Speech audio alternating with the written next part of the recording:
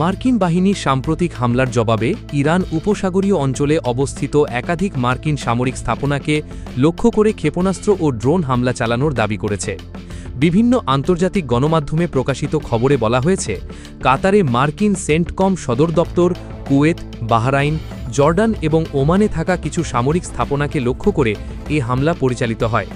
কিছু প্রতিবেদনে দাবি করা হয়েছে কুয়েতে হামলায় মার্কিন সেনা হতাহতের ঘটনা ঘটেছে, তবে এ ধরনের তথ্য স্বাধীনভাবে নিশ্চিত করা যায়নি এবং সংশ্লিষ্ট কর্তৃপক্ষের আনুষ্ঠানিক নিশ্চিতকরণও পাওয়া যায়নি।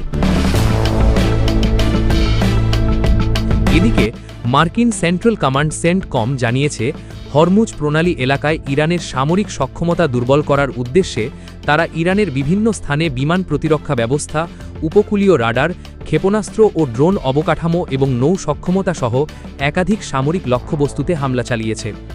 ইরানের রাষ্ট্রীয় ও অর্ধসরকারি গণমাধ্যমের দাবি অনুযায়ী দেশটির দক্ষিণাঞ্চলের সিরি, জাস্ক, বুশেহের, কাঙ্গান, আহবাজ, দেজফুল এবং মধ্যাঞ্চলের মার্কাজি প্রদেশের বিভিন্ন এলাকায় বিস্ফোরণের ঘটনা ঘটেছে।